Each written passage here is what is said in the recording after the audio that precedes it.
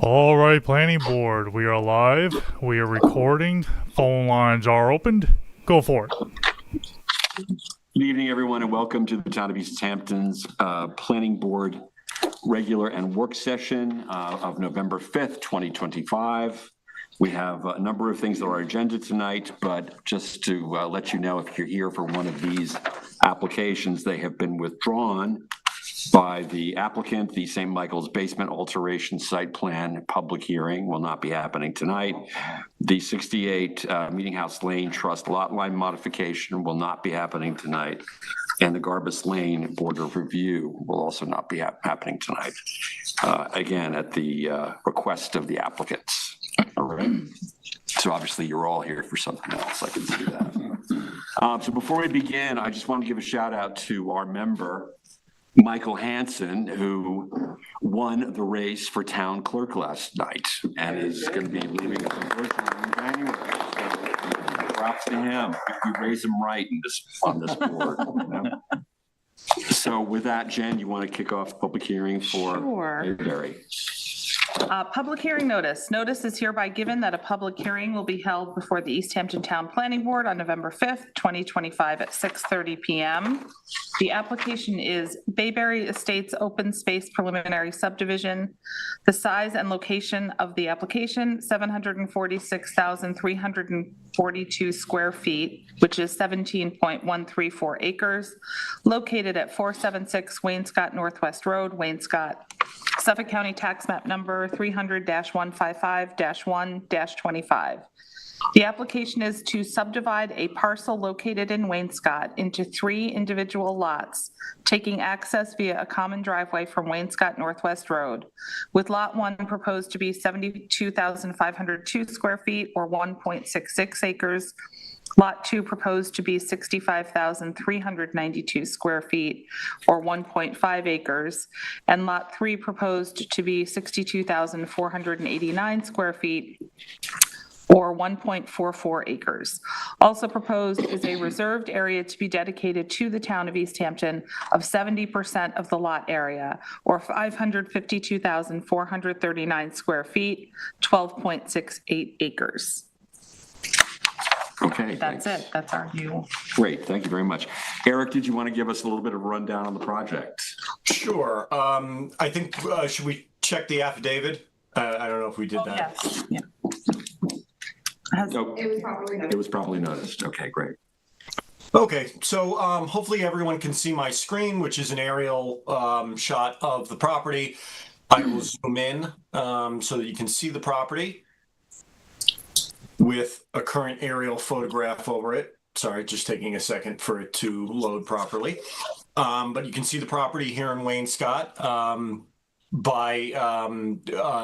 where Wainscott Northwest Road meets actually the paper road portion of 6-Pole Highway. I will switch over to showing the proposed subdivision map, which you can see in front of you, hopefully. Yep. And I will zoom in a little bit. As mentioned in the notice, the lots can be seen at the front here. 3 lots are proposed with a 70% reserved area, which is primarily in the back of the property over areas of steep slopes, which is what you can see colored in here on the map. Those are areas of 20% or greater slopes. Those are either in the reserved area or removed from the building envelope shown here, and access can be seen over these flag strip portions of the lots out to Wainscott Northwest Road. Okay. Thank you very much. So is there anyone in the room who would care to be heard on this matter? Please come to the podium, and if you would let us know who you are and what your address is for the record, that would be great. Frank Deline. I live on 10 Ridge Road, Wainscott, adjacent to this property. Yeah,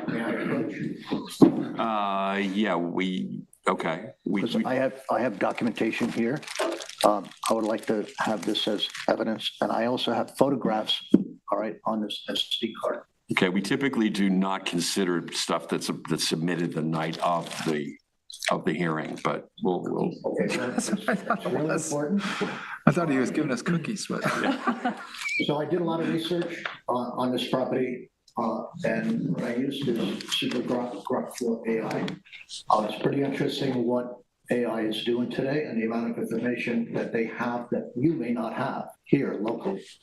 So the parcel is classified under building class 557 as other outdoor sports. Historically, the site served as a location for an old gun club, evidenced by remnants such as broken clay pigeons scattered across the land. This use aligns with this classification for outdoor recreational purposes. I have done research locally and found it was a private gun club that existed sometime from the 1950s to about the late 80s, late 70s, early 80s. I purchased my property 40 years ago in 1985 and built my house. As I searched for, walked the properties, I saw clearing, and I went over there and I saw two skeet trap houses and a full trap and skeet course there. That was very visible over the years. Those houses were deteriorated. At one point in time, kids in the neighborhood put that on fire. I was the one who called 911. I led the fire trucks. The whole field was ablaze also. And lucky for us, they put that fire out very quickly. So I asked the question from Grok about what is some contamination that could occur on a property like this that was used as a gun club. As you see in a plastic bag, you can open that bag, you can just take a look at what it is. And if anybody here can identify that, those are broken clays. And that's what they shoot at when they do skeet and trap shooting. So that is littered all over the property, literally on the surface, beneath it, beneath the leaf litter. And if there's a tremendous amount of broken clay pigeons, you can be certain there's a lot of lead shot that's also out there. And as we all know, if we read the paper, Maidstone Gun Club was required by the town board to remediate the lead there because of the problems environmentally with it. Lead is a hazardous waste, and both my wife and I are suffering symptoms from lead poisoning. The doctor found high levels of lead in my blood, gave me a cleating agent to take that lead out of my body. So I want to read you a little bit about what Grok says. just so you know, I failed to mention the fact typically we limit remarks to 3 That minutes. was the 3 minute. Yeah. Sorry. That's, yeah. This in writing, but Yeah, there's a lot of but- information. Yeah, okay, but this is very useful information, but if you could kind of wrap it up, that would be good. Property at 476 Wainscott Northwest Road, formerly the site of an old gun club with remnants of broken clay pigeons, raises concerns regarding potential lead contamination, particularly in the context of skeet trap and shooting activities. Below, I provide a structured analysis based on the available information addressing both the general risks associated with such sports and the specifics of this parcel. General risk of lead contamination in skeet and trap shooting. Skeet and trap shooting typically involve the use of lead shot ammunition, which can result in significant environmental contamination at shooting ranges. Key considerations include lead depositions. During shooting, lead pellets are dispersed across the range. I found information that these lead pellets can travel about 230 yards. That's over 2 football fields. Trap and skeet ranges can accumulate high densities of lead shot, which record levels reaching up to 334 pellets per square foot. In some cases, closer to substantial tonnage over time. Annual lead deposition at clay target ranges varies, but can range from half to 10 tons per year, depending on usage and intensity. Environmental impacts. Lead from spent shot can leak into soil, sediments, and groundwater, posing risks into ecosystems and human health. This is exacerbated in areas with sandy soils and more proximity to water sources where lead mobility increases. Regulatory guidance such as that from the U.S. Environmental Protection Agencies emphasizes best management practices for lead recovery and remediation at outdoor. Mr. Deline, I'm sorry to interrupt you, but you've submitted this document to us, right? Yeah. So we will, this is a very valid point. I'm glad that you brought it up. But we have the information to give to the planning department for evaluation. But we really have to move on with the meeting. But we appreciate your comments very much. Yeah, there's significant problems with liability, significant problems with neighbors in groundwater. We're experiencing that now. Okay. So I don't know how anybody can approve development on a site like this. It has been through the Wainscott CAC. It has been brought to the CPF to purchase it. They never reached an agreement with the owner.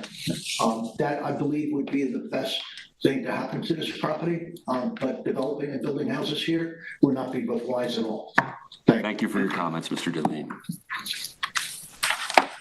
All right, is there anyone else in the room who would care to speak on this application? Matt, is there anyone online, on the line? Stand by, please.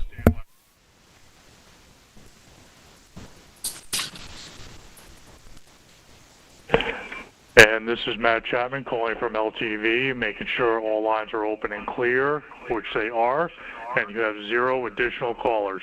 Thank you. Okay. Thank you very much, Matt. All right, given that there are no other speakers who want to be heard on this topic, Jen? Can I just make a suggestion, Mr. Chairman? Yes. And you might want to check with council, but normally what we do, we don't accept submissions from the applicant or the public really at the public hearing. The thing that might make the most sense is to leave the record open for 1 week for only for Mr. Deline to submit his information to the record, and then perhaps leave it open for a subsequent week for the applicant to respond only specifically to the information submitted by Mr. Deline. That would also put us to the next planning board meeting, so there wouldn't be a loss of time necessarily on the record for the applicant. That's a really That's a good great idea. idea. Thank you, Eric. I submit that information to The planning department. department. Yeah. Yeah, just to be clear, Mr. Deline should contact Katie, the planning board secretary, and we can help him tomorrow or in the coming days with formally submitting what he has to the record. Great, I'll drop it off tomorrow. Great, thank you. Thank you very much. So we're leaving it open. I make a motion to leave it open for 1 more week for Mr. Deline to submit, and then an additional week following for the applicant to respond. Thank you. Second. Okay, all in favor? Aye. Open for a week, okay, and then it's the second week. Okay. Great, thanks very much, Pastor Carey. Thank you, Mr. Deline, appreciate it. All right, moving on to our work session. Our first matter for discussion there is the McDonald Griffin subwaiver. And Chris, that is you for the planning department. Jen, that's you for us. Is the applicant present for McDonald Griffin subwaiver? No. Okay. Eric, can we carry on with this without the applicant? You can, for sure. Okay. All right. Okay, Chris. Thank you. Good evening. So this is the McDonald Griffin subwaiver application. We last reviewed this last month on October 8th. And tonight we'll just be talking about the secret of the environmental review. So just as a quick reminder, it's at 981 Springs Fireplace Road. There's an aerial of the property on the subdivision map. The proposals to divide the existing property. Parcel 1 is proposed as 28,106 square feet. Parcel 2 is proposed as 20,002 square feet. Site's currently improved with a 2-story single-family residence, as reflected on the CO from 2023. Property is zoned B residence. It's partly cleared as indicated on the map, which conforms with the town code. So tonight we're just talking about the environmental review. The planning board agreed to conduct a coordinated review pursuant to SECRA, for which a coordination letter was sent to Suffolk County Department of Health Services on October 3rd of this year. The SCDHS sent a response letter on October 15, 2025. Indicated no objection to the planning board being lead agency. So now the planning department has prepared the attached environmental assessment form, parts 2 and 3, and a negative declaration pursuant to SECRA and chapter 128 of the town code is recommended. The only other approval would be from the SCDHS of the final map. And yeah, that's it for tonight, is to review the EAF part 2 and 3, and we recommend a negative declaration or to determine whether they agree. Okay, thank you very much. The applicant is not here, so we will not ask if they want to be heard on this. So we'll go straight to our conversation. Jen, do you want to lead us on that? Sure. So we've seen this recently. We saw it about a month ago. And I think this is a fairly simple discussion. I am assuming everyone has kind of looked over the EAF parts 2 and 3. The planning department has not noted any moderate to large impact. So I think we're good to make a negative declaration if everyone agrees, or if there's any concerns or questions. Any other questions or concerns? Okay. Yeah, right. So, Jen brings up a good point. There is no or small impact on each of the items in the EAF. I think it's important that, on the record, as Jen already has done, speak to the EAF that was completed. We have done that analysis. So I don't believe there's much else to discuss, except do we wish to make a negative declaration pursuant to secret? So Jen, if you want to call for that. Yes, I make a motion to call for a negative declaration pursuant to secret. Second. All in favor? Aye. All right. Passed and carried. Okay, our next matter is JHA Main Street Office Site Plan. And again, Chris, that's you, and Lou for the board. Is the applicant, I believe the applicant is here. Britton, are you the applicant?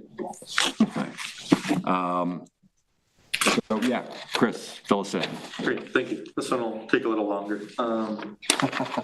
So this is the planning board's second review of the application. It was last reviewed on October 23rd, 2024.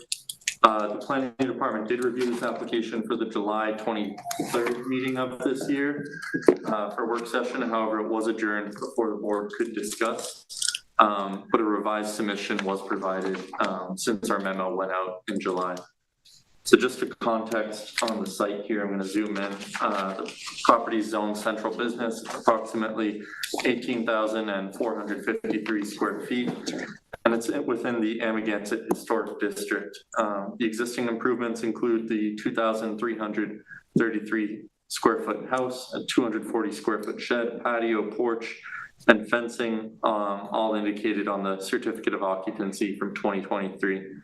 The house is known as the George L. Baker House, which was constructed in 1853 and is one of 5 intact Greek Revival and Italianate dwellings in the historic district. And the site is 100% cleared of natural vegetation. So the proposal is to convert the existing historic residence into an office use.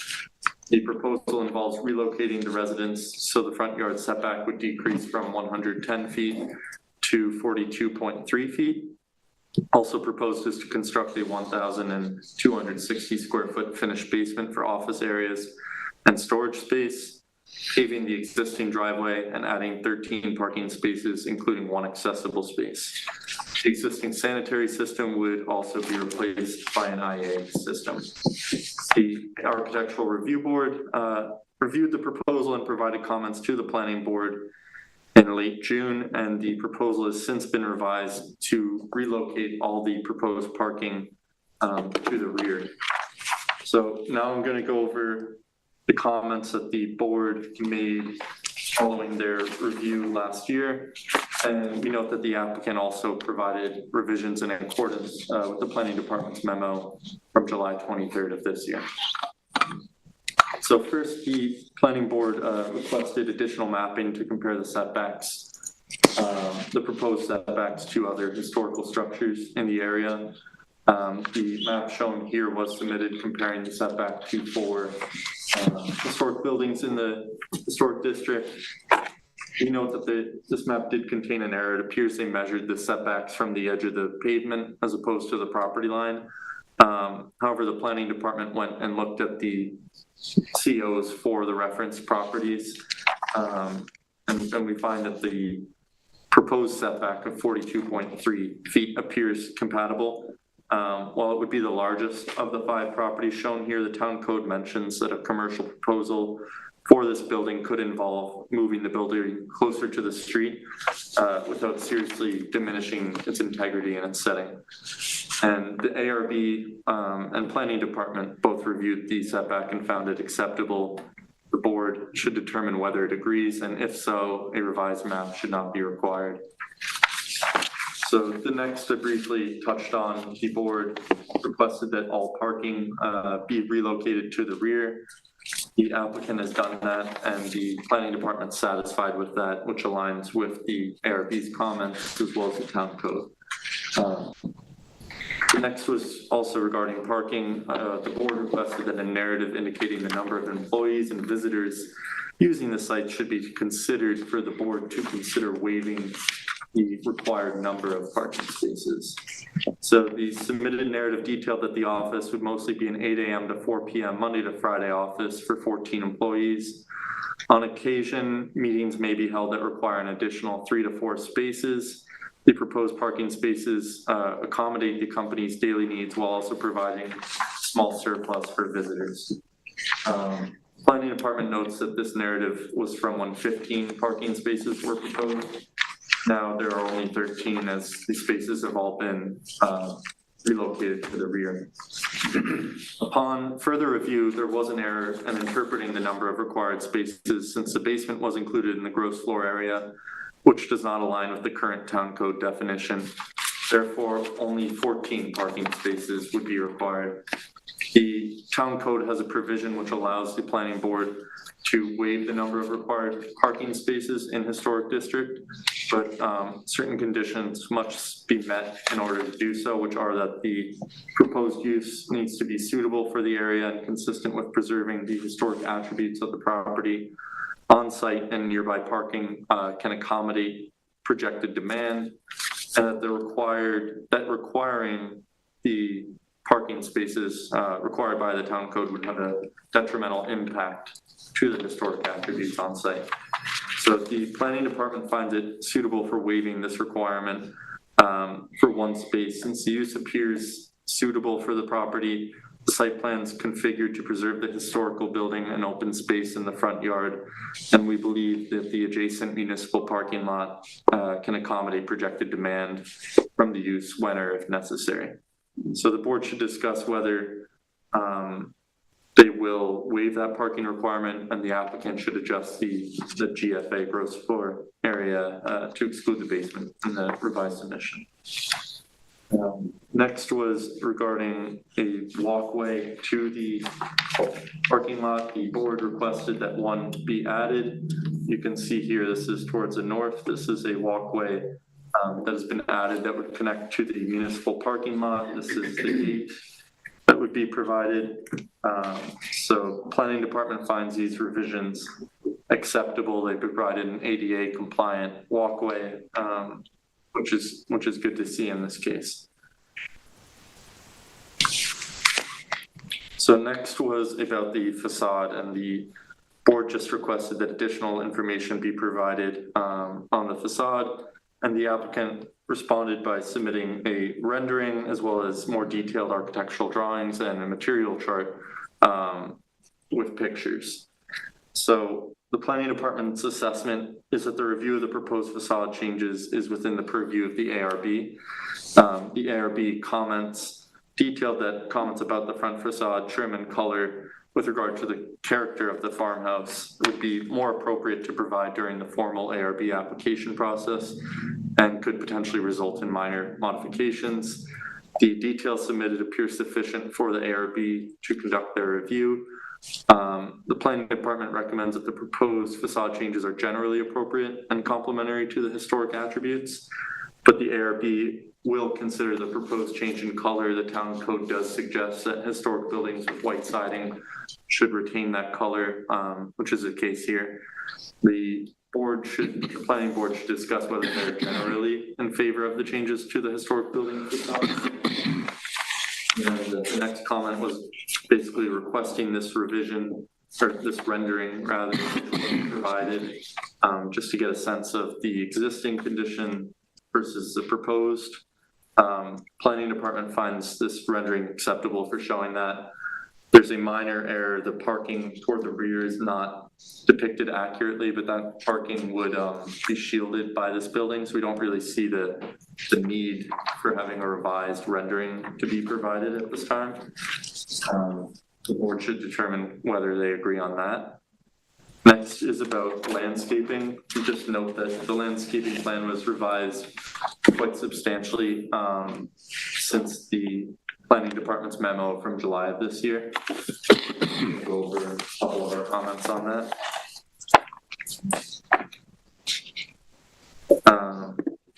So our assessment of the landscaping plan is that it addresses most of our comments from our recent memo. It includes 19 plant species, 6 of which are not native, including 2 which are invasive. Of these 2 invasives, the existing northern Norway maple is proposed to remain on the parcel. Although this plant species is regulated by the DEC, it is a mature tree, and there's another Norway maple in front of the property in the state right away. Again, these trees are shown toward the south west corner, and then the one in the right of way is adjacent to that driveway. Given that, we find it acceptable for this tree to remain. The other invasive is an existing California privet along the eastern property line, which we recommend should be removed and replaced with a non-invasive species that lines the eastern property line. And this privet might need to be removed regardless in order for them to construct a retaining wall along this eastern property line. So the applicant should just confirm whether that's the case and what their plan is for this area. Some landscaping is proposed between the driveway and the east side of the building. I'll get a little more into detail on this in a bit. Revisions may be required for the invasives, and if the planning board agrees that these plantings be removed. The next was about submission requirements, which we have for all site plan applications. Needed additional information, and the applicant submitted engineer plans with additional parking lot dimensions and elevation drawings and information to specify materials for the building, parking areas, and other structures. Our assessment is that the dimensions should be indicated for the proposed accessible space, access aisle, and the drive aisle for the southern parking area. And the submitted architectural drawings, construction details appear sufficient for evaluating materials, building materials. The ARB may request additional items in their formal review. The drive aisle for the northern parking spaces is 20 feet wide, where 24 feet is required by the town code and should be revised accordingly. And the board should determine if they agree. Next was the fire marshal reviewed the application, had no objections. His report details that since the building is within 150 feet of the street, there's no requirement for a fire apparatus road to be constructed. And he also noted that the project conforms with the Americans with Disabilities Act. The last comment from the last review was the applicant should work with the planning department and consider ways to improve the driveway access. The applicant mentioned that the submission has improved the access to the best of their ability, and the planning department assessment, just going to zoom in a little here, is that while the 10-foot wide driveway width is acceptable for fire protection purposes, the town code requires 20 feet. Therefore, the applicant should provide the maximum unobstructed width while maintaining conformance with setback requirements. The planning department recommends that the proposed landscaping between the building and the driveway be removed, and instead this area should be added to the driveway to provide a more compliant width of about 12.7 feet.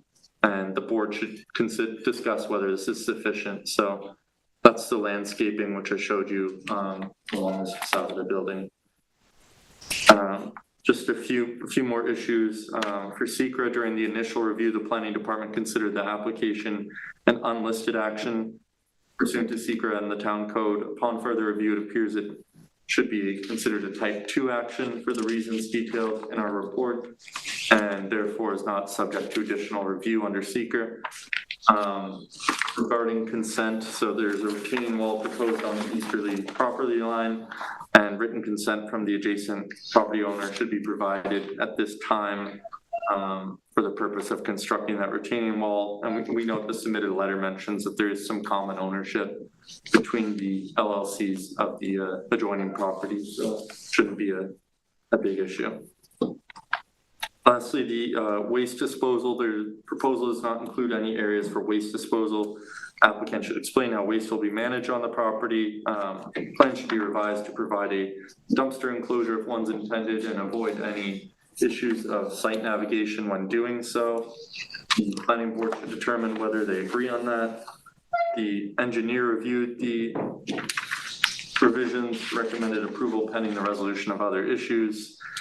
And the other review that is required for this proposal is Suffolk County Department of Health Service for the IA system, Architectural Review Board. The Zoning Board of Appeals would be required if the Planning Board does not waive the parking requirement, and Suffolk County Planning Commission, since it's more than 10,000 square feet of land disturbance on a state road. In conclusion, the application is incomplete pending the revisions needed to address the issues mentioned.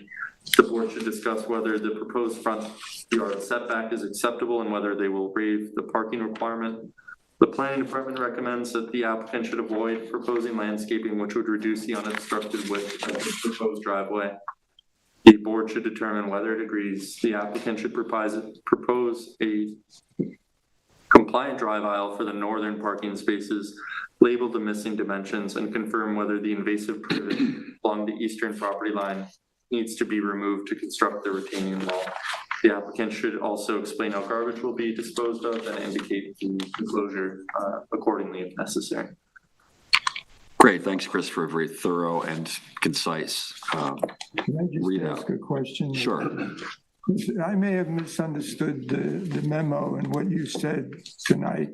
With regard to the width of the driveway and the landscaping that you feel should be removed, I understood, and maybe wrongly, that the landscaping that you were referring to was the landscaping that separates this property from the adjacent property.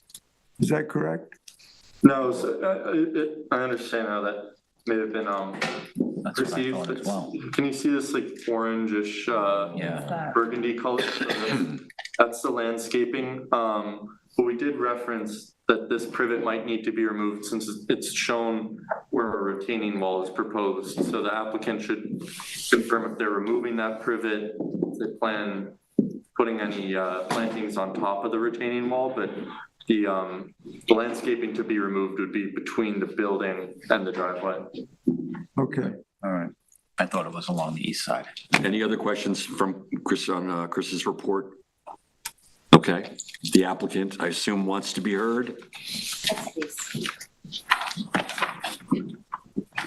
Good evening, Chairman, members of the board. I'm Britton Bistrian here representing 61 Main Street LLC. I'm joined by the project architect, Charles Sferaza. It's a hard one. It's been a while since we were here. We took a detour to the ARB, which is not the standard sort of process, but it was important for this historic property. And we wanted to confirm that we were on the right track before we continued along with this board in terms of historic value of the parcel and the Amagansett Main Street setting. We got a very favorable review from the ARB and felt comfortable to make a few revisions. They also felt strongly about not having the parking spot at the south side of the property at all costs if we could figure out how to make the parking work. It was really an ADA compliance issue that we had there. So we were pleased that we were able to make that happen. That was a really strong historic element that we'd like to keep the sort of open lawn setting to the facade of the house on Main Street. As noted in our initial filing, the project in front of you is to convert a single family residence, which is a non-conforming use in the central business zoning, to a conforming use of a professional builder's office. The office will house John Hummel and Associates administrative offices. As I'm sure the board is well aware, the Hummels have been known for 2 generations of custom building, which include preserving some pretty significant historical landmarks in this town, including the Hook Mill, the Thomas Moran House, the Dominy Houses, and the Albee Foundation. it's the reason that they chose this building for their headquarters, as it's representative of the rich architectural history of downtown Amagansett and our building traditions. At our last planning board review, the board was in favor of the site plan layout and asked for some confirmations relating to the historic setback, which Chris went into from the street, as well as exterior finishes, and advised us to go to the ARB. We did just that. I mentioned that we were able to redesign to put all the parking in the rear. In relation to parking, we are asking the board was somewhat favorable of waiving parking last time we were here in a cursory review. We would like you to ask to formally waive that one parking spot, because it is solely fueled by the historic nature, which is what the code is there to protect. But we moved that parking spot from the front, which keeps the architectural integrity. We also provided access to the municipal lot, and where this property hits the municipal lot is the expansion, as I'm sure you all know, to the east, and it's the least utilized portion of the parking lot almost year round. I mean, I run through there all the time, and it's never really full. And we also don't really think we need it, but we would ask the board to formally waive that one spot. At the previous meeting, regarding refuse. So this is an interesting one. I know that the board likes to see sort of dumpster enclosures and fencing and the garbage truck to back up. The use of this building is really similar, more akin to a domestic use. The kind of garbage they're going to be having is employee lunches and a soda can and things like that. There is no carpentry or any sort of construction use of this property. So we were planning to keep the refuse in typical domestic, like it is right now, inside that building at the rear, and just separate the recycling from the regular garbage. There's nothing that, other than just employee garbage on a daily basis, that we're going to be handling on the site. So it's not a typical site plan in terms of, a restaurant or something that we don't think we need a dumpster. There's dumpsters on every other job site if we had something to throw away. But where are those refuse cans? They're in the back building at the north. Okay. We have it's about 300 square foot back building. So they're housed within that, which I think is a good planning solution as well. Yeah. So if you want to make that a condition of approval, that no trash is stored outside, we're happy with that as well. Most of these changes we can easily accommodate the 24 feet at the back. We'll have Drew make that modification. We'll add some dimensions. We're happy to remove the planting on the east side of the building and make the driveway a little bit wider. That was a very good suggestion by Chris. We will happily remove the hedge on the eastern property line, and we will provide in our next submission a letter showing that the neighboring property owner will allow us to install a retaining wall and use that property. It is a principle of the company, so yeah, easily obtained. I think in summation, that's all I basically had. I'm hoping that we can make another round of revisions and the board can formally waive that spot and we can move our way to a public hearing in the early 2026. Great. Thanks, Britton. Any questions for Britton while she's up here? Okay. Lou, this is your application. Yeah, I think this proposal is a generally thoughtful, adaptive reuse of this building, a historic resource. It also aligns with the Amagansett Historic District's intent to open the front setbacks and conceal the parking to the rear, so I'm all in favor of that. I'm also in favor of waiving the 14 spaces to 13. I think that's a reasonable request because it does preserve the front yard character. There's also a close proximity to a municipal parking lot, so that makes a lot of sense. I was prepared to disagree with the planning department on widening the driveway to 12.7 feet because I misunderstood that it was the border landscaping that was to be removed, but I was going to say no, I'm in favor of keeping it, but now I agree with the planning department that they should remove that landscaping that's adjacent to the building. I also agree that the invasive species should be removed. I guess there's only one, right, Chris? Well, there's two, The but privet. one of them, It's the privet. I agree with you. I think we should keep it because it's where it is and it's a tree. And so I think it's okay with that. But I think the other one should be removed. And I agree with the applicant with regard to the refuse. I think it would be disfiguring to this property to have any kind of large, type of refuse container, and hidden in that shed would be much better. So I think we're ready to move forward with this. Lou, just to clarify, I know you just said you would be against the landscaping being removed along the property boundary. It sounds like the applicant just confirmed that would be removed since it's the invasive privet that we referenced, and it's where a retaining wall is proposed. But I thought they were going to replace it on top of the retaining wall.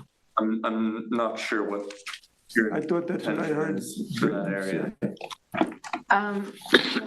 We don't have a ton of room there. Yeah. And I think proposing landscape that's gonna be that, we have a place here in a road, and I don't think it's a good solution to plant something there that's gonna impede in that in the future and just require a lot of maintenance. I just wanna point out about the non-native vegetation.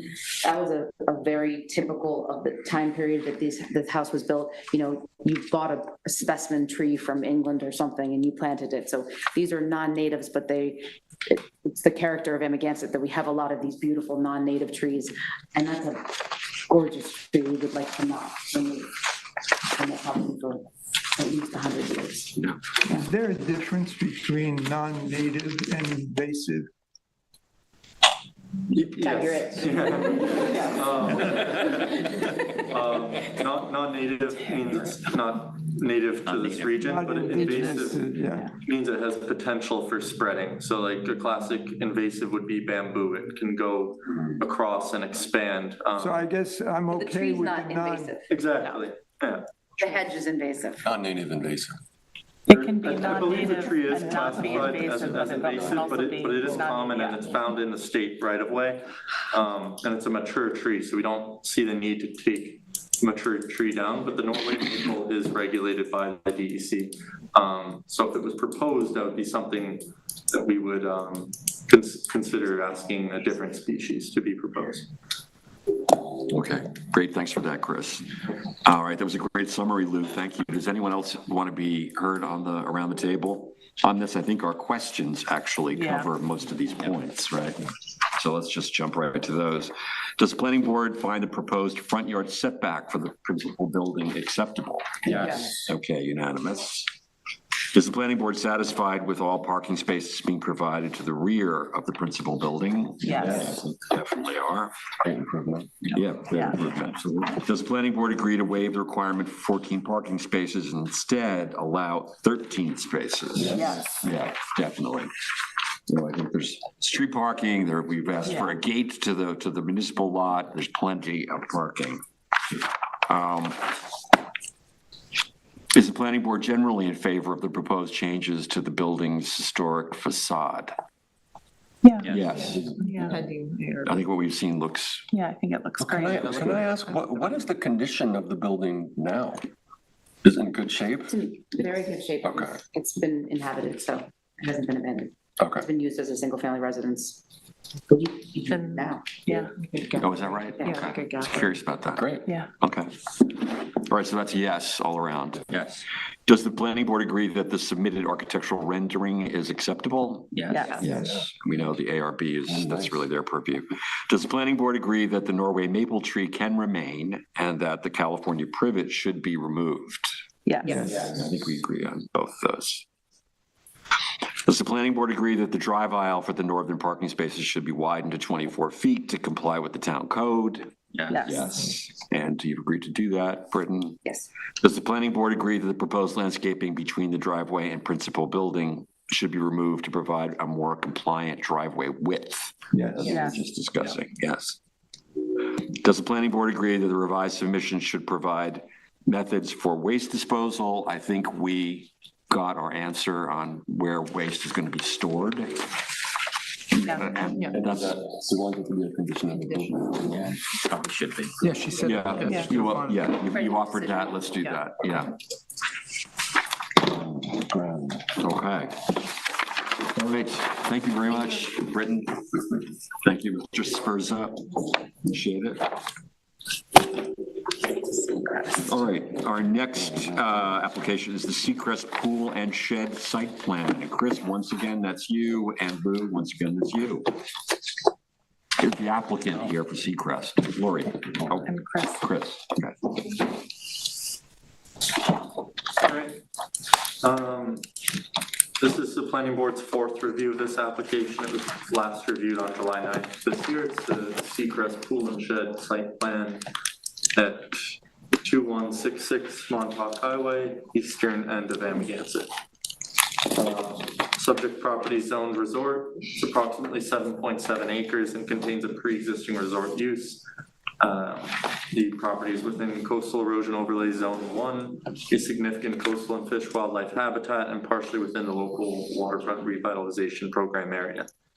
The proposal involves two development phases, phase 1 shown in green, phase 2 in red.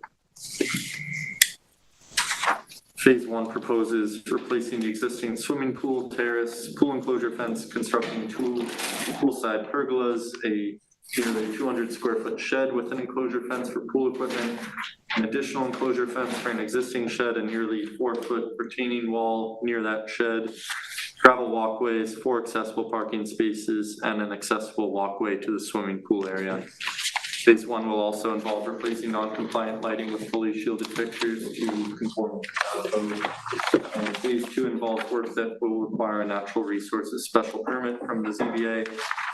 It should not require any variances. Phase 2 proposes a new IA wastewater system, a turf area for barbecues and games, 7 dry wells, a 3,647 square foot 2-story clubhouse, building with bathrooms, a gym, lounge areas, and covered patio. Additional walkways around the clubhouse building are proposed, and lighting for the work area in phase 2. The project is a type 2 action pursuant to SECRA and the town code, and therefore not subject to additional review under SECRA. Now I'm going to go over the comments from the July 9th review.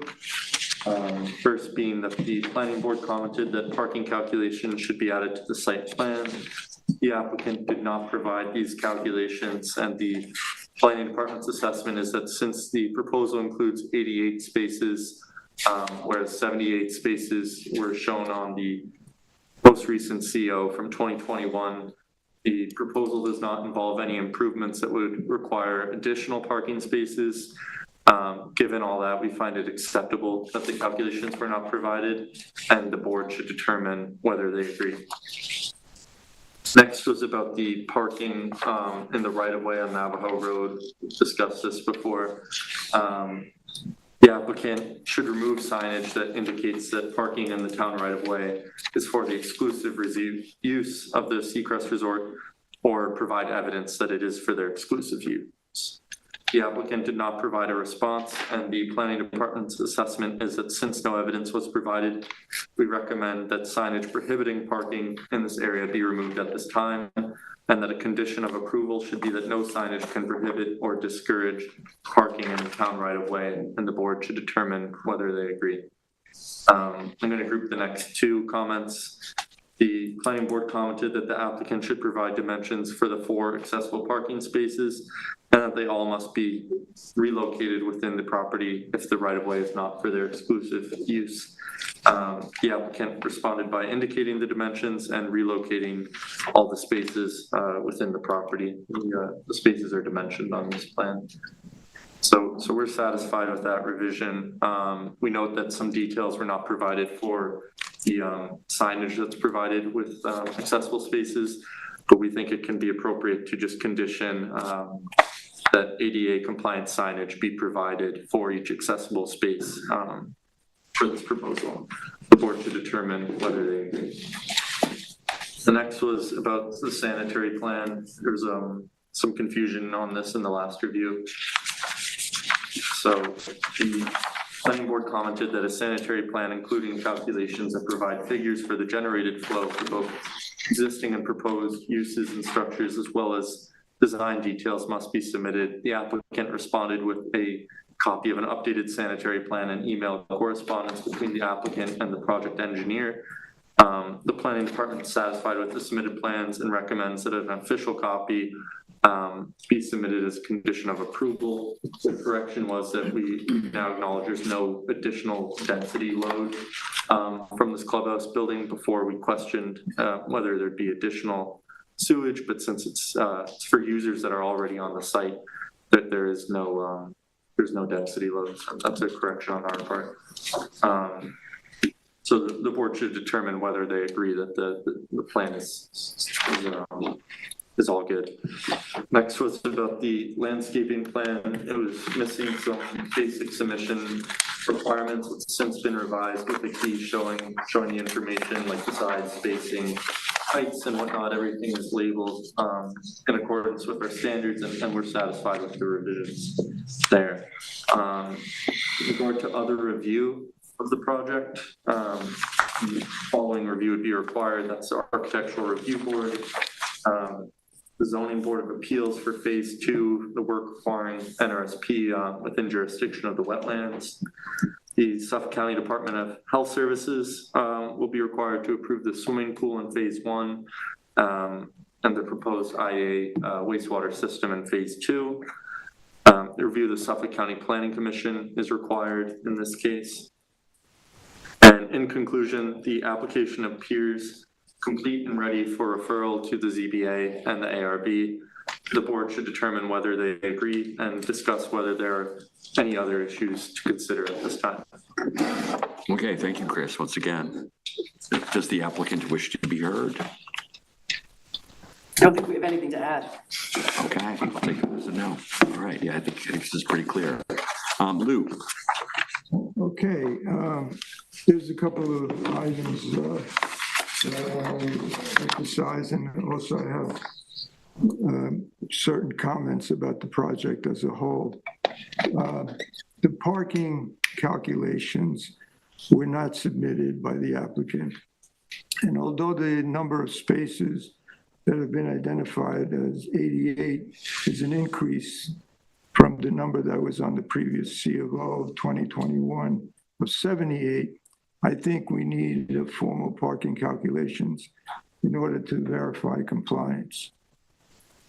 The board should adopt a binding condition prohibiting any signage or enforcement implying private control of the town right of way.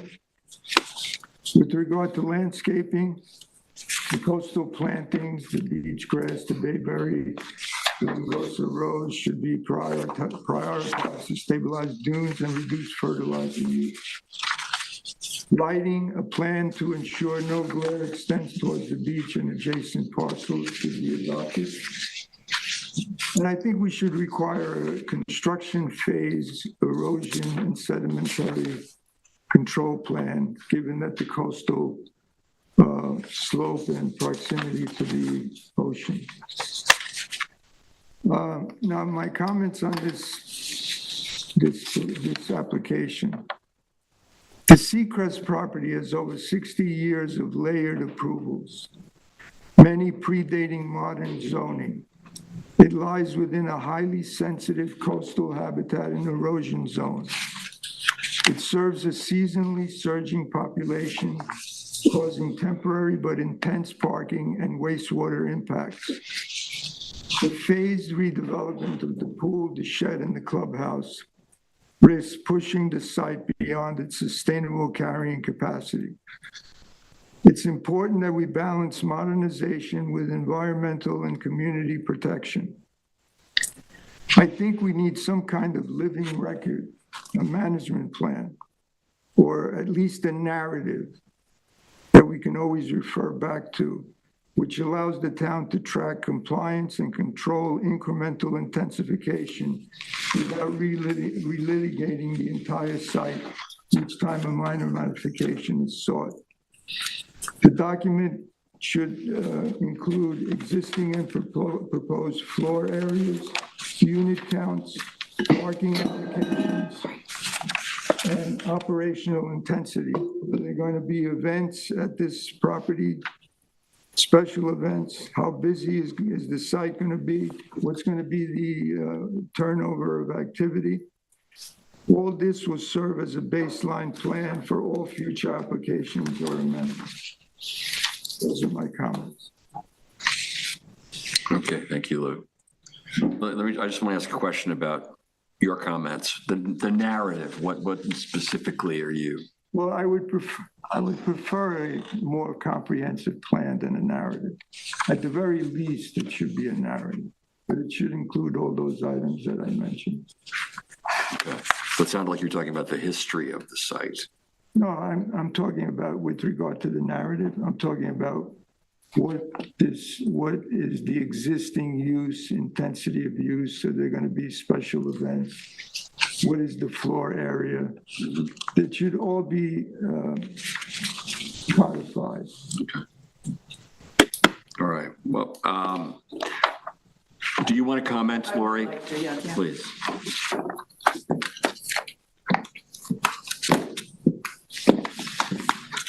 So Lori Wiltshire for Land Planning Services. So this site has been developed in this form with these number of units and number of parking spaces for many, many years. All that we are doing is replacing a swimming pool,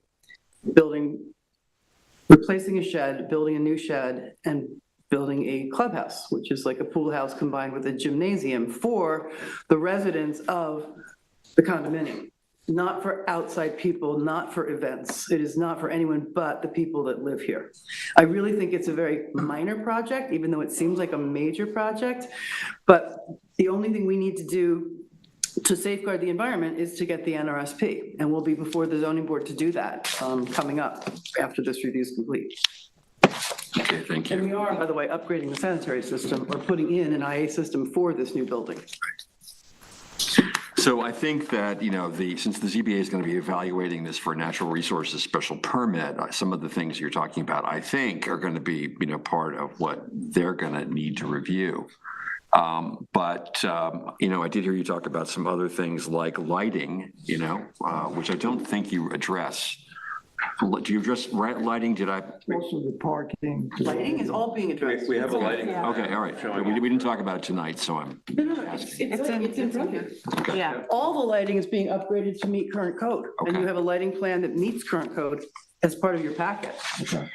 There were no issues raised about lighting. Yeah, lighting was not discussed tonight since that issue is resolved in the Yeah. last Okay. review. There's no trespass and all lighting would be fully shielded on the property. Okay. All right, good. So that's great. Yeah. So we should have a parking calculation. Yeah. So, I do have that How question. do we know whether it's in compliance or not? I do have that question too, actually, Chris. I know that it's more than what was CO'd, but is it the right number? The 88. That we can't fully confirm without knowing exactly how many units are on site right now. Yeah, that was the point of my Calculation, yeah. narrative or comprehensive plan, whatever you want to call it. Why can't we get all these facts in one document? Floor area, parking, lighting, I know the lighting has been established. What kind of intensity of use? Well, the parking is it's a required item and it's up to the board to waive it. So if you choose to require it, then it would be required, the parking calculations. Right. And I think that is one of the questions, right? Yeah. Yeah. But the reason I brought this up is because, like I said, this has been going on, this property was developed in 1960. There's 64 years of continuing layering of different things that have happened to the property. We've gotten to the point now where we're in a different era. The environment is much more sensitive and subject to degradation. I think we should be very careful with a big project like this. I'm not saying that they're in violation of the code, but I think we need to get our arms around this and have one document that stipulates all the necessary items that are according to the code.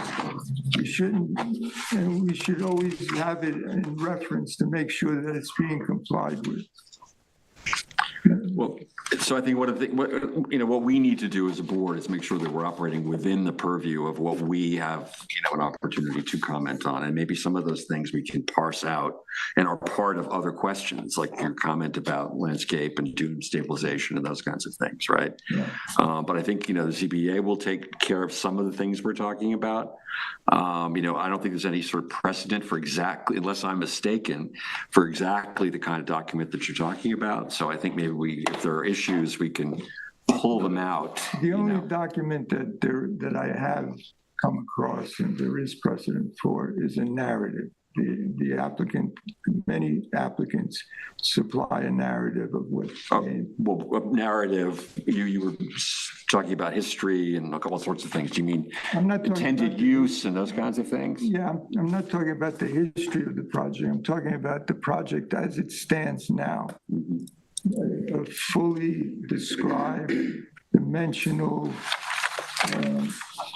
detailed itemization of what we have there. We don't have floor GFA numbers. We don't have parking numbers. We don't have the circulation calculations.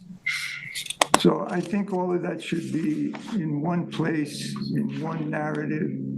I like to call it a comprehensive project plan, but maybe that's not something that is within our purview of the code. But I know a narrative is. I think there's no reason. Well, a narrative is typically about use, right? It's typically about use. And it could also typically about use, but also reference the dimensions of the project and so forth, parking, landscaping, lighting. Let's ask the planners this question. So is there anything regarding those metrics that is missing from this as far as a planning board determination is concerned? The parking thing we know is an issue. I had that issue too, actually. But other than that, are there other metrics, the kind that Lou's referring to, that we don't find here that we would need? I guess you could ask as many questions about the nature of the operation and management of the facility as you desire. I would say the board, if you do still have specific questions, and it sounds like it's more related to the nature of the operation, you should lay them out and have the applicant address them. It's hard without having a specific question to know, whether or not the department's stance would be that the applicants have addressed it already. So I'm not sure what the specific questions would be for the applicant. Yeah. I think we have what we need in terms of information about this project, within the bounds of, what our remit is here to be able to make a determination. Yeah, and some of the answers that they might give could be helpful to have that in one place. But, I don't know that there's a good reason to assume that they will operate outside the parameters of what the town code dictates as far as noise and, and other considerations. So, maybe you should discuss whether or not there are certain aspects of the facility that you still need answers to questions on. But I would say, the applicant had said it, and it's very much the tone of the report that, this is an application to build what are essentially accessory structures. The parking requirement and a lot of the intensity of use, at least as it's dictated in the town code, is tied into the principal use, which is a resort use, and then the number of units. They're not proposing to change that. So a number of, otherwise applicable regulations and aspects of the project, such as parking, some of those things are not being altered under the town code requirements. So, for example, sort of getting back to a specific of the parking, the previous CO for the site says, and site plan says that they have 78 spaces is what they're required based on the number of units on the site. They actually have 88 now, so they have more than what they were otherwise required. And again, they're not changing the number of units on site. So, you could defer. Obviously, that's a question to defer to council.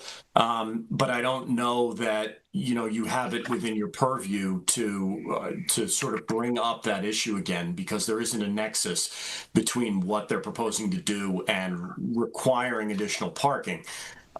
There's not a direct nexus under the town code. If there was a specific need for additional parking, that could be something that's discussed. But, we have been through this application a number of times. There is adjacent public parking. So using that just as a specific example, I think we've moved through a lot of the issues in the application. But if the board does have specific outstanding questions, then it's appropriate to ask the applicant to submit a narrative about it.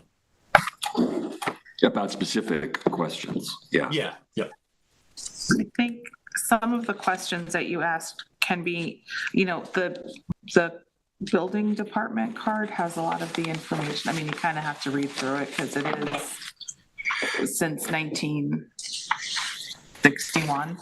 But, the number of units is in there in each building, all of the different COs and changes that have come along.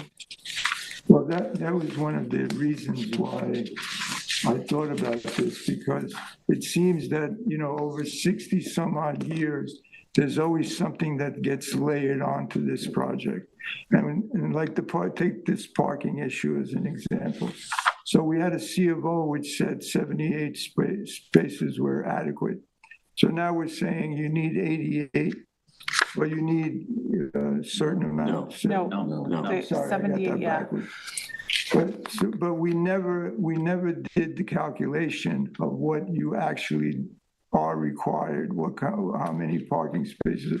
We're just assuming that the 78 was what was required, and they're coming up with 88, so we're above what we deemed to be appropriate. But we don't have a count. Why doesn't the code require, and I don't mean to pick on this one topic, make it a big deal of it. I'm just using it as an example of what I'm talking about. Shouldn't we have a calculation now as to what the parking requirements should be? I think there's a nexus issue here, but Chris, would you like to? On the architect. There were 78 originally. When we did our site plan, we restriped the parking lot and found that we could accommodate the additional parking. That's why we added the additional parking to the site. It wasn't at any specific request. No, I realize that. So we were the space in the existing lot was available by making conforming parking spaces and striping it appropriately. So we allowed ourselves to provide for more parking closer to what the code requires. Did you just make the spot skinnier, or Yes. did you? There you go. But by striping it, because I mean, it's just I get a it. lot, Yeah, but of by course. striping it, we can accommodate those spaces. Yeah, Lori, before you comment, Eric, a question for you. So we can presume, however, that the 78 spaces that were CO'd were what was required, when this was originally came through site plan review. Yes. Can we assume that? Yeah, they're illustrated on a site plan attached to a survey that was approved through the town process. So that is their legally required number of parking spaces for the number of units that they have on site. And my understanding is they're not proposing to change that. Okay. So I wanted to skip to the last line of this memo. It says in conclusion, the application appears complete and ready for referral to the ZBA and the ARB. We've been before you many times.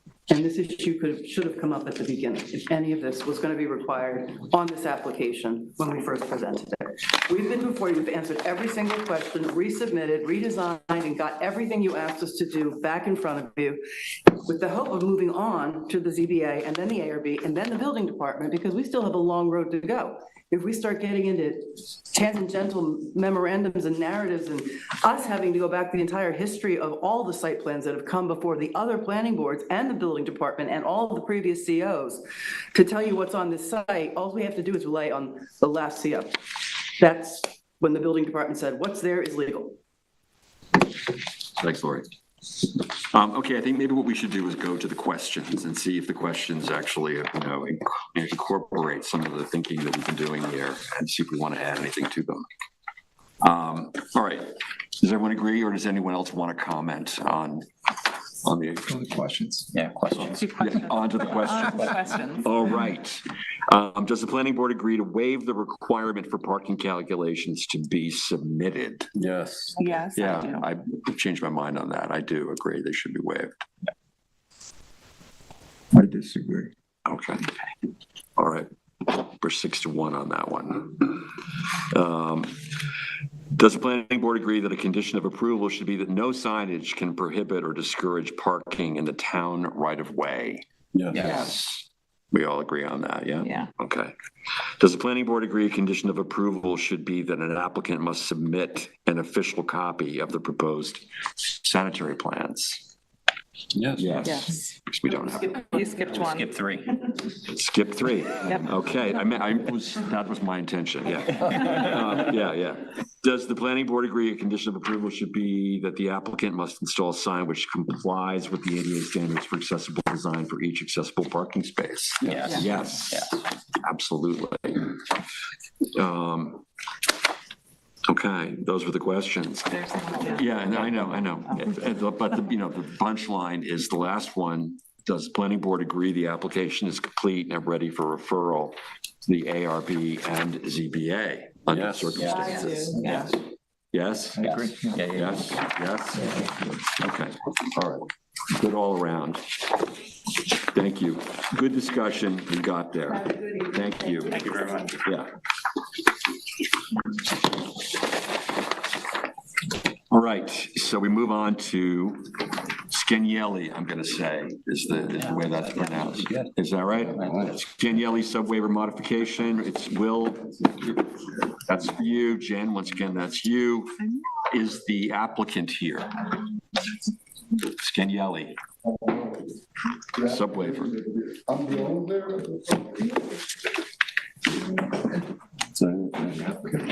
Are you the applicant? Are you the applicant? Yes. Yes, all right, we'll take that as a yes. Okay. Thinking about it. Yeah. All right. Yes, so will you tell us what this is about, please? Yeah, just 1 second. This was the easy one. Yeah, this is.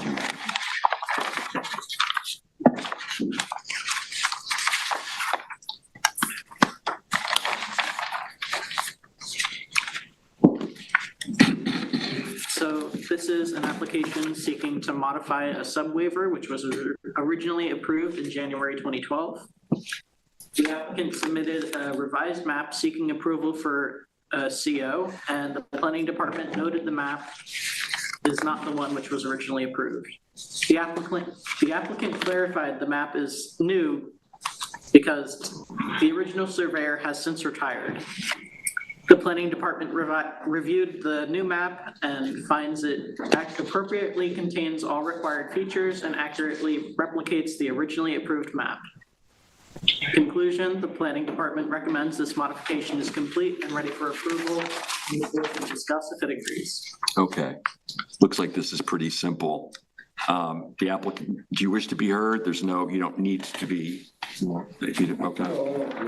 All right, well, then we'll have our conversation. Jen, would you lead that? I think that since it's just a simple new surveyor issue, we should just, as long as the planning department is confident that it's the same information on the map, I think we're good to go. Everyone agree?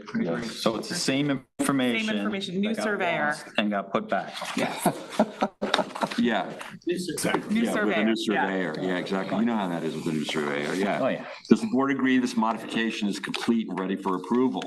Yes. Yes, all around. Thank you. All right. Closing in on the end here. The Hubbard site plan. Are you doing this for Sarah? I am. I will cover it. Oh, Eric is doing it. Okay, great. Eric, thank you. And Bruce, this is you. Yep. Sure. So let me just. Is the applicant for Hubbard here, by the way? Hubbard. I don't see them, no. All right, well, we're going to power through anyway. Oh, that was Joel. Yeah. Okay, so this is just a wrap-up memo. This application had a public hearing on October 22nd. No members of the public spoke at the hearing. No written comments were received. So the planning department recommends that it's ready for approval, with the sole condition being, or unique condition being ARB approval. Okay. Right, so this was just replacing screens with windows. Yeah. Yeah, Go it's ahead, already Bruce. been done. It's already been done. Replacing screens with windows, it's already been done. Okay, Doesn't affect anything. okay. Fabulous.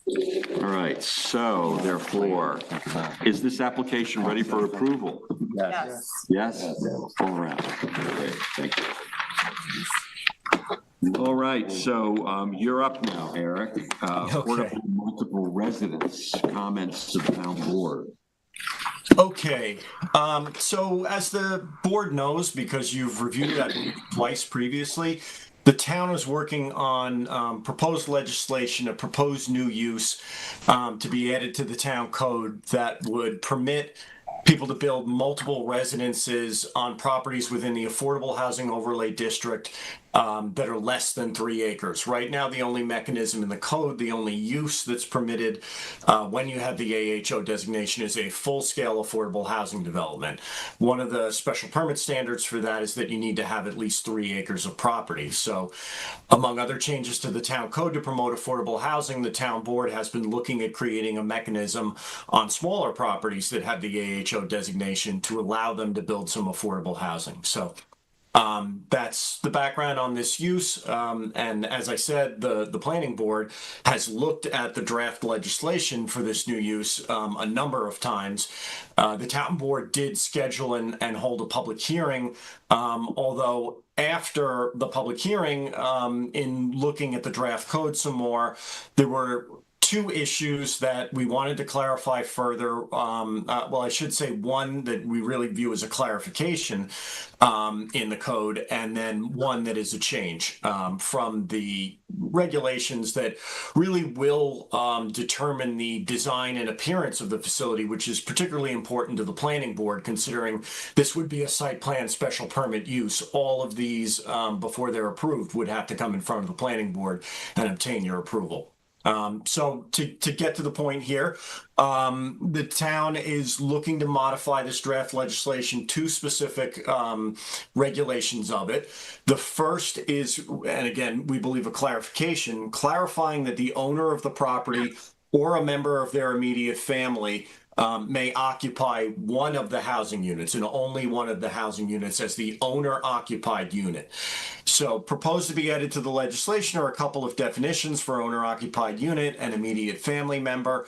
But basically the idea here is that the owner of the property, so let's say somebody owned a single family residence, they got the AHO designation, they wanted to do an affordable multiple residence, we wouldn't want to prohibit the property owner from living in one of those units. So let's say you had a home, single family residence, obviously 1 unit, they did an affordable multiple residence to do 4 units. Under the way that the code is now drafted, that property owner would be able to live in one of those housing units, but then rent out the other 3. Or they would be allowed to put one of their immediate family members in that one owner-occupied unit that's reserved for their right to use. But it could only be one unit. That one unit doesn't have income restrictions or rent restrictions. Obviously, most of the time, a property owner is not going to be charging themselves rent, and they're probably not going to be charging a family member rent. So the intention is to make it clear in the code that the owner of the property is allowed to live in one of the units. And if you think about it, it aligns with, if you look at an ADU, that is where the resident will continue to live in their single family residence, and they build this additional accessory affordable housing unit. So we want to maintain that right. Some other reasons are that it does make sense to have the landlord be present on site from a management standpoint. Again, under this model, the property owner would be the landlord. And then another reason for this is, and one of the things we always wanted to address with adding this use to the code, is not only to create affordable housing units for the tenants who might be people in need, but also to give mechanisms for property owners to get a little bit of extra income. A lot of times, most of the households in this town are income burdened as determined by, or housing cost burden, as determined by HUD. So, in a lot of these cases, it would also benefit the property owner to be able to live on site, but also to be able to rent it out. And, we don't want to put them in a situation where they have to choose between creating additional affordable housing units and then finding a new place to live. So that's the reasoning for that. That is the first of two changes since the last time you reviewed this. Again, just clarifying that the owner of the property or a member of their immediate family can basically have one of the units reserved for them. The second is removing the requirement that all units be in multi-unit buildings. So this is a dimensional requirement. The full code section would say no units can be in multi-unit buildings, and no building is allowed to have more than 4 units in it. So the reasoning for this was, when we were crafting the code, and I will say that the requirement to have all the units be in multi-unit buildings came from me. The reasoning for it is that what we wanted with this is we envision this on smaller properties and to be something that can, at least aesthetically and in other senses, seamlessly fit into a single family residential neighborhood. So we didn't want to see a proliferation of multiple buildings where somebody wanted to create an affordable multiple residence. Let's say they had a right, and otherwise had the yield for 4 units, to do 4 scattered buildings on a lot that might otherwise be within a single family residential neighborhood, because that's not the development pattern that you normally have on those properties. It's usually one large principal building. Once you get to a larger property that is eligible for this use, where you're otherwise allowed to have the yield for 5, 6 or more units, you're going to have a larger property, and it's going to be easier to spread that out. So that was the impetus for requiring that all the units be in multi-unit buildings, basically trying to take the housing units and condense them into one principal structure in most cases, and certainly on the smaller lots. That being said, in discussing this further, there are situations where it might be more appropriate on a property to have multiple cottage-style buildings, to have a layout of that kind.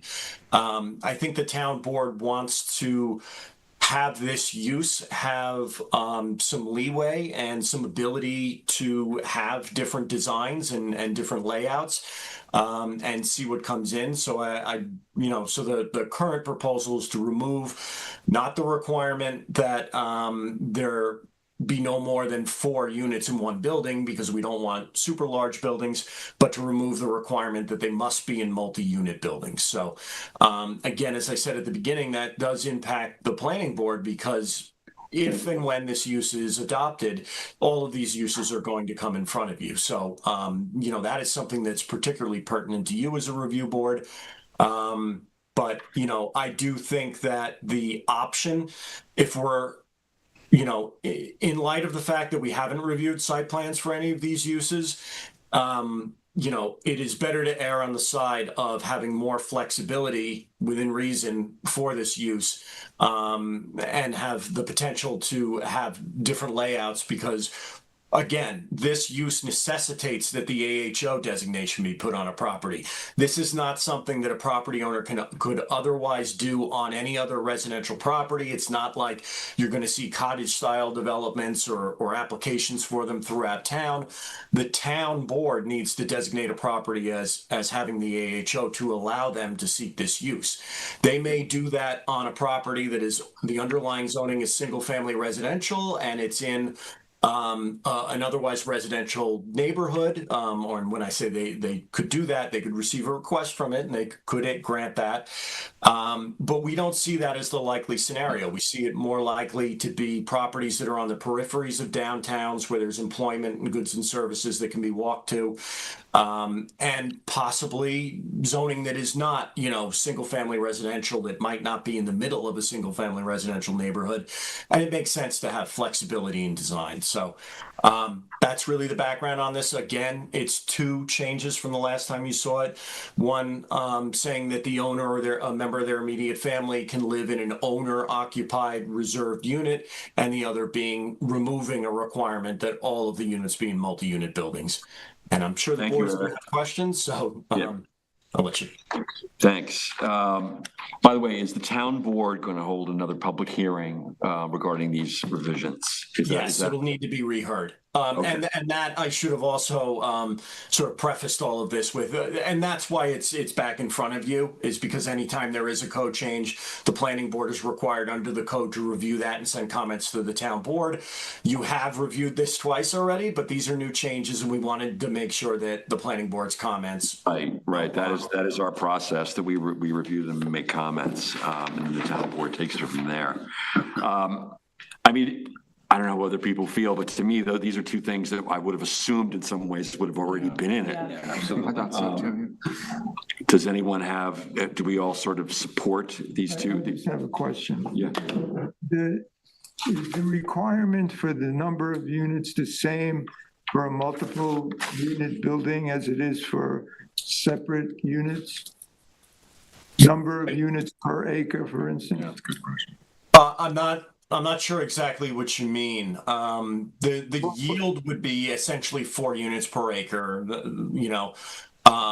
but if you were proposing to remove a requirement that, let's say you have an acre, that all 4 of those housing units be in the same structure. But the yield is the same. It could be 4. The yield doesn't change, and there is no proposed change of, and maybe this is the question, if you're going to put all the units in one building, is there a different yield than if you're going to do them as separate buildings?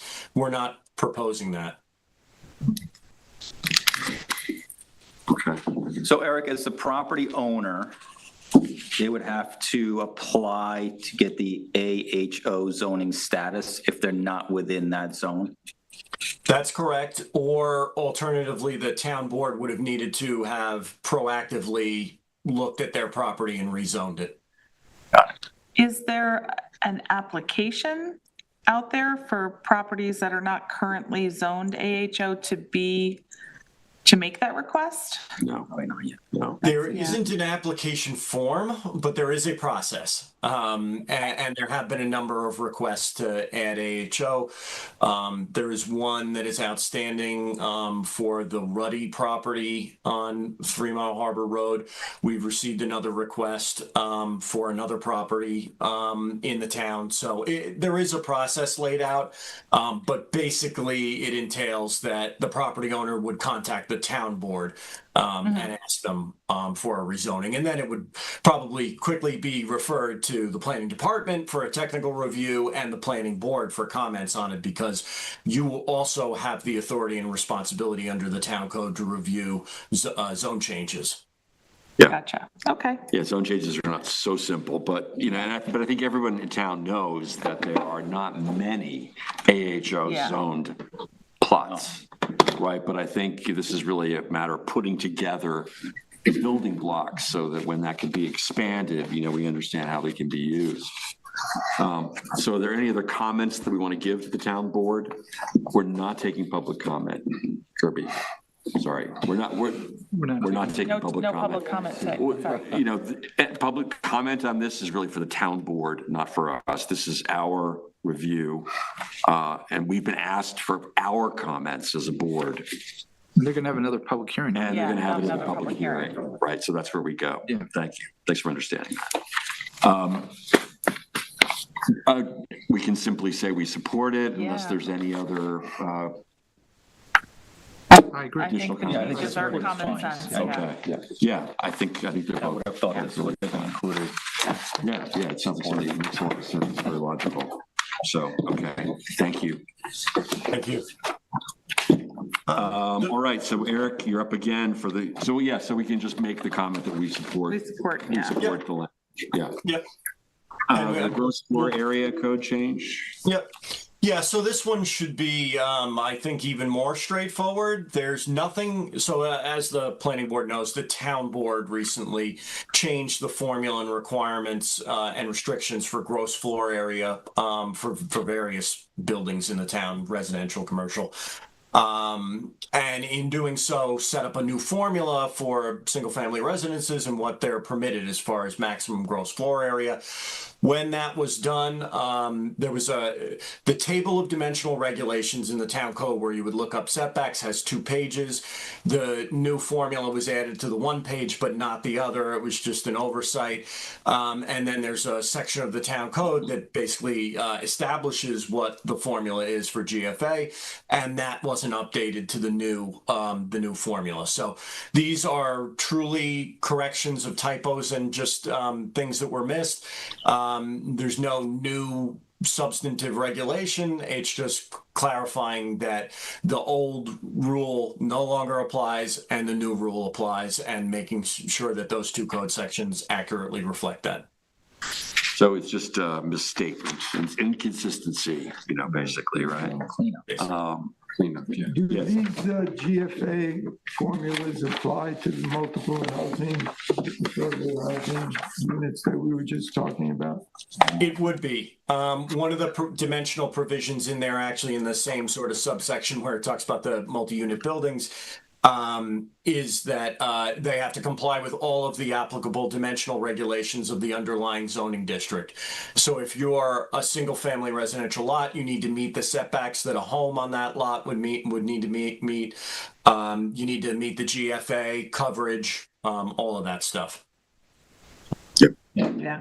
Okay. That makes sense. Does the board have any additional comments for the town board regarding the changes to the town code? No. No. So just that we support them. And what took you so long? We've been waiting for you. All right, great. So that is our work session. Thank you very much. And we can power through our regular meeting. I think our first item, Ava, is the Breesis Padel Courts. Yep, in the matter of the application of Breesis Padel Court Site Plan, Suffolk County Tax Map 300-181-1-5.1. I've reviewed the final determination and conditions of approval and move to approve the site plan approval. Second. All in favor? Aye. Aye. All around. Okay. And also in the matter of the application of Estee Restaurant Site Plan, Suffolk County Tax Map 300-50-1-13.1. I also reviewed the findings and determination and conditions of approval and make a motion to approve the site plan and special permit. Second. All in favor? Aye. Okay, passed and carried. Yes, so Kuhn. That's me. And Mr. Kuhn is here. I know. This is So the last patient. time. This is it. In the matter of the application of Kuhn Minor Subdivision, Suffolk County Tax Map number 300-24-13-29, I've reviewed the waiver of subdivision approval, and I move for its adoption. Second. All in favor? Aye. Passed and carried. Thanks for tuning in. Thank each you. time. Appreciate that. 316 Acabonic. That is Bruce. Oh, that's me. In the matter of the application of 316 Acabonic Road EV Chargers Site Plan, Suffolk County Tax Map number 300-149-2-56.3. I have read the determination and move for the site plan approval. Second. All in favor? Aye. All right, passed and carried, great. And I don't want to mess this up. a debut of our new format for scheduling public hearings, Ava. All right. A public hearing is hereby scheduled to be held at Town Hall, 159 Panago Road, East Hampton, on Wednesday, December 3rd, 2025, at 6:30 PM, or as soon thereafter as this matter may be heard, to consider the application of Lands and Marina Site Plan Special Permit at premises identified as Suffolk County Tax Map number 300-12-1-1, 2, 14, and 15. Files can be viewed and comments can be filed in accordance with specifics in the public notice, which appears as part of the meeting record tonight and will be published in the paper of record no less than 10 days before said hearing date. Okay, excellent. Wow. That's really good, right? That was good. That does sound good. Okay, so call for its adoption. Oh, yes, and I call for the adoption to schedule this public hearing. Second. All in favor of scheduling it? Aye. All right, great. Minutes. Who's read the minutes? I just skimmed. Comments, corrections, anything?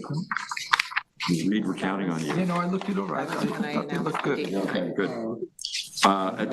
Move their adoption. Yeah, thank you. A second. Second. All right, all in favor of adopting the minutes? Aye. Excellent, great.